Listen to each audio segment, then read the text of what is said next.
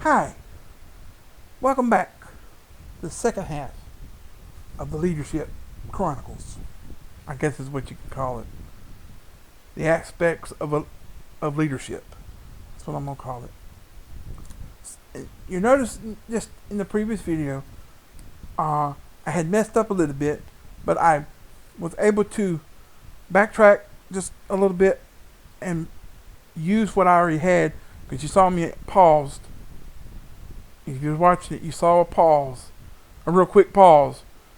It took me a few minutes to realize what had happened. I had some that I actually skipped and didn't realize it, but I was able to fix it. I hope you understand that when I did 1, 2, 3. The fourth one I did was supposed to be number 5. The fourth one I did was supposed to be the fifth one.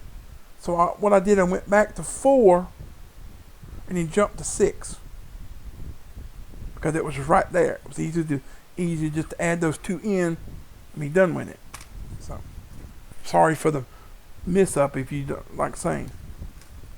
But the fourth one should have been where it was. The spiritual awareness, or whatever that one was.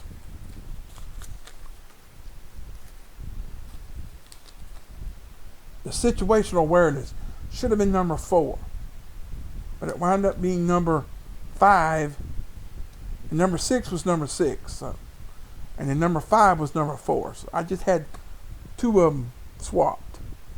So I was able to put them in like that and go with it. So now we're back in the strength controls. We're going to start off with the anticipation of leadership. It says leadership anticipation, but I just turned it around and make it sound a little more better. And we're going to be reading Joshua chapter 1 verse 6. Be strong and of good courage, for unto this people shout that thou divide for inheritance the land which I swear unto their fathers to give them. Should say swore, not swear. It's not the swear that you think of. S-W-E-A-R. It is spelled S-W-A-R-E. The letters are different. Usually it would be listed swore instead of swear. So those called to leadership in the Lord need to carefully ready themselves for that work. They need to anticipate what's coming. That's what it means. 3 points. First, make sure that you ask for and are following the Lord's leading. And once again, all these are going to be nothing but verses, so I'll read the verse and then the verse number. Usually I would read the verse number and then read the verse. This way I can just go on and just say, okay, that's verse that. So if any of you lack wisdom, let him ask of God, that giveth to all men liberally, and upbraideth not, that it shall be given him. But let him ask in faith, nothing wavering. For he that wavereth is like a wave of the sea, driven with the wind and tossed. For let not that man think that he shall receive anything of the Lord. A double-minded man is unstable in all his ways. And that was James chapter 1, verses 5 through 8. The next point that we should look for is to make sure that you are asking in the right spirit. Do you make sure that what you ask for is in the right mind? I will therefore that men pray everywhere, lifting up holy hands without wrath and doubting. 1 Timothy 2:8. Finally, brethren, whatsoever things are true, whatsoever things are honest, whatsoever things are just, whatsoever things are pure, whatsoever things are lovely, whatsoever things are of good report, if there be any virtue, if there be any praise, think on these things. Those things which ye have both learned and received, and heard, and seen in me, do, and the God of peace shall be with you. Philippians 4:8 and 9. And the last point of this one says, make sure your motives are above reproach. Make sure your motives are above reproach. Therefore, seeing we have this ministry, as we have received mercy, we faint not, but have renounced the hidden things of dishonesty, not walking in craftiness, not handling the word of God deceitfully, but by manifestation of the truth, commending ourselves to every man's conscience in the sight of God. 2 Corinthians 4, 1 and 2. And lastly, but I fear, lest by any means, as the serpent beguiled Eve through his subtlety, so your mind should be corrupted from the simplicity that is in Christ. 2 Corinthians 11, 3. Okay. That was your anticipation of leadership. Once again, the next part is going to be more headlines. More. Hang on just a second. Let me pause. I got to do something real quick. Okay, sorry for that. I had to get my power cord.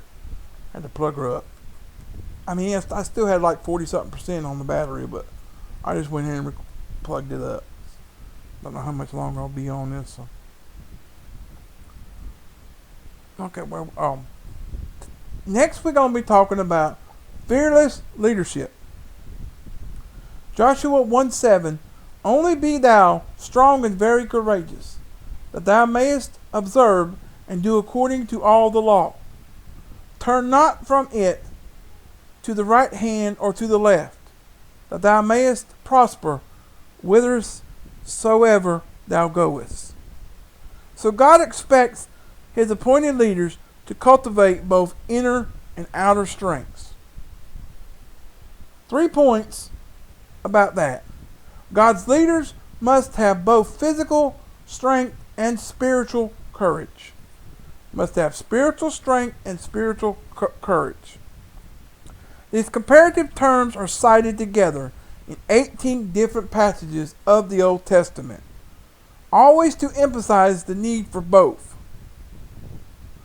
Wait on the Lord, be of good courage, and he shall strengthen thine heart. Wait, I say, on the Lord. Psalm 27:14, which we spoke about in another passage somewhere, in a previous video or something, in a previous section. Be of good courage, and he shall strengthen your heart, all ye that hope in the Lord. Psalm 31:24. Although bodily exercise is of little profit, 1 Timothy 4:8, our body is the temple of the Holy Spirit and should be kept strong for God's work. 1 Corinthians 6:19 and 20. So spiritual courage tends to be weakened when the physical body is weakened. So if you have good strength, you'll have good spiritual courage. If you have good physical strength, you'll have good spiritual courage. Nextly, God's leaders, well, this is only second one. There's only 2 points on this one.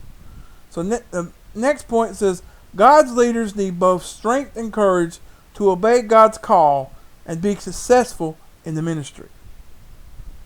So basically, again, we need both strength and courage to be able to be successful in the ministry. So the Apostle Paul was shaken by such physical torment that we were pressed out of measure above strength, insomuch as we despaired even of life. But God delivered us from such a great death. From so great a death. 2 Corinthians 1:8 through 10. Human weariness can rob us of the well-doing that would otherwise reap success, as in Galatians 6:9. God is certainly the source of every good and perfect gift, James 1:17, which includes our physical strength.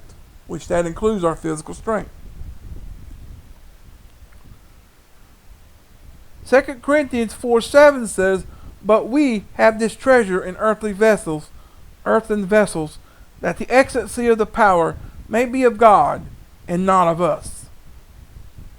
And lastly, Ephesians 3:16 says, "That he would grant you, according to the riches of his glory, to be strengthened with the might of his Spirit in the inner man."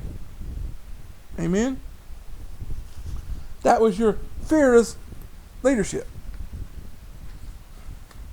Now we're going to have focused leadership. In verse number 7 of Joshua chapter 1. "This book of laws shall not depart out of thy mouth, but thou shalt meditate therein day and night, that thou mayest observe to do according to all that is written therein.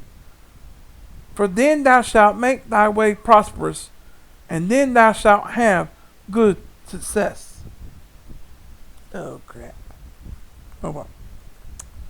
A little later than I thought it was. So there again, we have 3 points for focused leadership. Wait a minute. Oh, that was the verse I read. "So those whom God calls into spiritual leadership are required to keep their spiritual eyes on eternity, because the things which are seen are temporal, but the things which are seen are eternal." So the things that we see, most things we see are temporary, but things we don't see will be eternal. And we will see in eternity. So if we don't see God, we know God will be there in eternity. We'll see God in the next hereafter. Now 2 Corinthians 4:18. So first off, godly leaders must know and use the scriptures. That's the first point. And if you're keeping notes, write that down. Point number 1 of focused leadership. Godly leaders must know and use the scriptures. So the word of God is eternal, Matthew 24:35, and more powerful than any other tool God has provided for us, Hebrews 4:12. And if God's leaders are to prosper in their work, they must build a cache of the word to keep their way clean, Psalm 119:9 and 10. Nextly, godly leaders must absorb the scriptures. So those who lead others may not walk, stand, or sit in the lifestyle of wickedness, Psalm 1:1. To the contrary, they must delight and meditate in God's word day and night, Psalm 1:2. The psalmist once said in Psalm 19:11, "Thy word have I hid in mine heart, that I might not sin against him." And that's part of a grateful prayer. That is part of a prayer. I can't remember the whole prayer, but that's part of a prayer. "Thy word have I hid in my heart, that I might not sin against thee." I can't remember how it goes, so I was going to try to remember it, but I can't. Off the top of my head, I can't remember. But lastly, godly leaders focus on obedience to the scriptures. Godly leaders focus on obedience to the scriptures. So another psalmist sought for such leaders when he asked, Psalm 106:2 and 3, "Who can utter the mighty acts of the Lord? Who could shew forth all his praise? Blessed are they that keep judgment, and he that doeth righteousness at all times." And even Jesus insisted his disciples seek the kingdom first in Matthew 6:32. "Seek ye first the kingdom of God." If they would know the blessings of worry-free living. And Peter simply said, and lastly, Peter said in 1 Peter 1:15 and 16, But as he which hath called you is holy, so be ye holy in all manner of conversation, because it is written, Be ye holy, for I am holy. Amen? That was your focused leadership. Now you got your formidable leadership in verse 8 and verse 9 of Joshua chapter 1. I don't know what it is, but I just can't get my knee in a comfortable position. So I'm going to take a quick break, reposition myself, and I'll be right back. Okay, I'm back. Sorry about that. I had to reposition myself. And it looks like I'm different position I am. I'm leaning on my side, so I get my legs stretched out so I'm not putting more pressure on my knee. Whew, my knees are hurting there lately. But now we're going to be talking about formidable leadership. Hope you don't mind this position, but sometimes I have to do it like this. I didn't think I could do it like leaning like this, so let's just try it. So Joshua 1:9 says, Have not I commanded thee? Be strong and of good courage.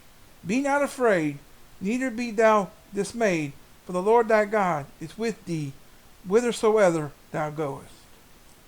I think I read that one in a few passages before. So it says, All leaders that will live godly in Christ Jesus shall suffer persecution.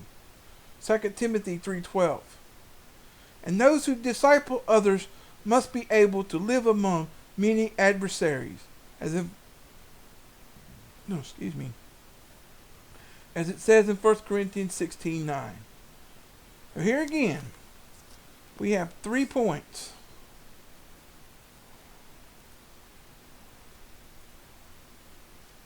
We have 3 main points. Godly leaders must not be afraid to confront evil. It's the first point. Point number 1. Godly leaders must not be afraid to confront evil. So embracing a lifestyle of rightness often brings open hostility from others.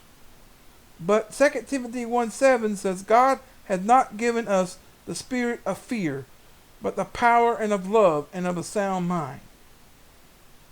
Ephesians 4:15, speaking the truth in love, does not negate the responsibility to demand that, Romans 3:4, God be true, but every man a liar.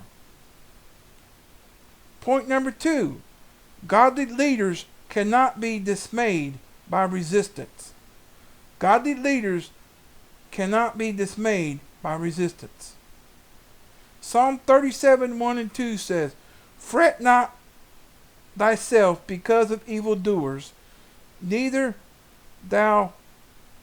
be thou envious against the workers of iniquity, for they shall soon be cut down like the grass and wither as the green herb. So our Creator is on the throne of eternity. He is the Alpha and Omega, the beginning and the end. The King of Kings, the Lord of Lords, Messiah, Jehovah, the Prince of Peace is He. The Son of Man, seed of Abraham, second person in the Trinity. That's also a little song that's done by the Gaither Vocal Band called Alpha and Omega. Look them up on YouTube. Gaither Vocal Band, Alpha and Omega. Listen to that song. You'll be blessed. But it says, Fear thou not, for I am with thee. Be not dismayed, for I am thy God, and I will strengthen thee. Yea, I will help thee. Yea, I will uphold thee with the right hand of my righteousness, as it says in Isaiah 41:10. And lastly, godly leaders need not fear man's words or looks. Godly leaders need not fear man's words or looks. So children used to say, Sticks and stones may break my bone, but words can never hurt me. So the Bible is more accurate. Be not afraid of them, neither be afraid of their words. Though briars and thorns be with thee, and thou doest dwell among scorpions, be not afraid of their words, nor be dismayed of their looks, though they be a rebellious house. Ezekiel 2, verse 6. And that's your formidable leadership. Man, I'm sitting at 20 minutes already and still got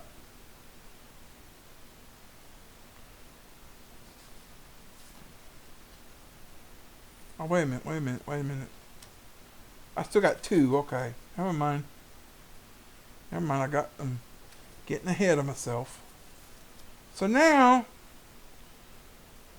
we have ruling leadership.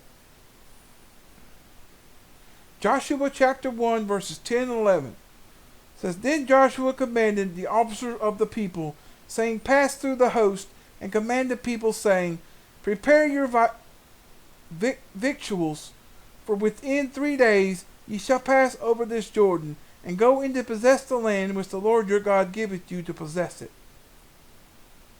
So God's leaders are expected to exercise authority, but they must be careful to do it in God's name and be mindful of the examples they set.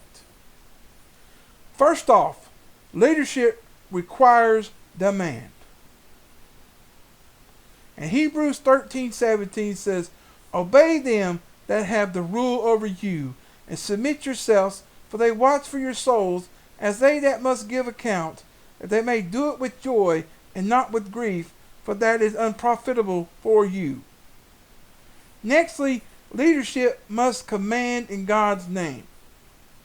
In Deuteronomy 5:29 says, Oh that there were such a heart in them, that they would fear me, and keep all my commandments, always, that it might be well with them, and with their children forever. And lastly, leadership serves as examples to those being led. And if you are taking notes, write that down. Leadership requires commands. Leadership must command in God's name. And leadership serves as examples to those being led. So 1 Peter 5:1-3 says, The elders which are among you I exhort, who am also an elder and a witness of the sufferings of Christ, and also a partaker of the glory that shall be revealed. And the flock of God which is among you, taking the oversight thereof, not by constraint, but willingly, not for filthy lucre, Lucre, but of a ready mind, neither as being lords over God's heritage, but being examples to the flock. So that is that.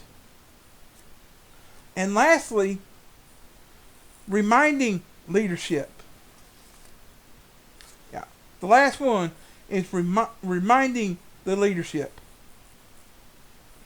Getting reminded of the leadership that you have. Joshua 1:13. Remember the word which Moses, the servant of the Lord, commanded you, saying, The Lord your God hath given you rest, and hath given you this land. You have to remember that. Basically, that's what it's saying. They reminded you about what Moses said. So there's 3 points in this one. And it starts off with point number 1. Repetition undergirds the purpose of action. Repetition undergirds the purpose of action. So King David exhorted God's people to remember his marvelous works that he had done, his wonders, and the judgments of his mouth, and they might observe his statutes and keep his laws. Psalm 105:5, and then again verse 45. Well, that first part, where it says judgments of his mouth, was verse 5. And then the might observe his statutes and keep his laws is verse 45. So Paul told young Timothy that he was to put the brethren in remembrance of these things, because they would be nourished up in the words of faith and of good doctrine in 1 Timothy 4:6.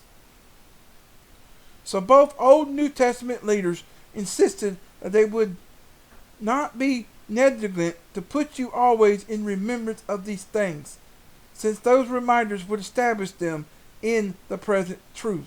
2 Peter 1:12. Next point number 2, is repetition will encourage everyone. Repetition will encourage everyone. So the early church leaders returned to the churches they had started, conforming the souls of the disciples and exhorting them to continue in the faith. Acts 14:22. And Peter insisted that he wanted to stir up your pure minds by the way of remembrance, that ye may be mindful of the words which were spoken before by the holy prophets, and that the commandment of us the apostles of the Lord and Savior. 2 Peter 3:1 and 2. Take a short break. I'll be right back. Sorry about that. I'm back. And my mom was asking me something. She didn't interrupt me this time. She just opened the door. And let me pause and see what she wanted. But, I'm going to be just easing them on the point of this one. So repetition, the last and final of this section of this thing about leadership, is repetition solidifies the message. Once again, repetition solidifies the message. For the psalmist Asaph promised the Lord in Psalm 77:10 and 11, I will remember the years of the right hand of the Most High. I will remember the works of the Lord. Surely I will remember the wonders of old. So God assures us that the scriptures were breathed out by God and assures us, and therefore are profitable for doctrine, for reproof, for correction, instruction in righteousness, that the man of God may be perfect, thoroughly furnished unto all good works. 2 Timothy 3:16 and 17.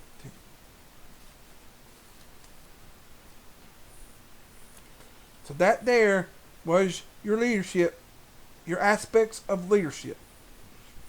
I hope you enjoyed it as well as I did. I hope you learned something out of this video. And if you missed the first half of the aspects of leadership, the video will be somewhere on the screen. Click on it and go back and watch the first half. And then I'll let you ahead of time. I did mess up close to the end of that video, but I did fix it. I wasn't too much off from when I was in the order I had it set up. So appreciate you watching. If you love the Lord as well as I do, we are friends. That we have a friend in common. We can love each other. So I appreciate you. I love you. Stay healthy. Stay safe in this ordeal that we're going through right now. And may God bless you.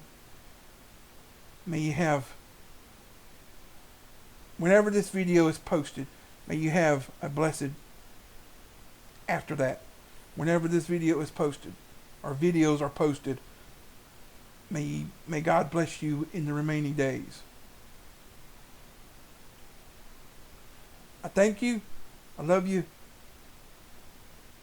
And goodbye. See you in the next one.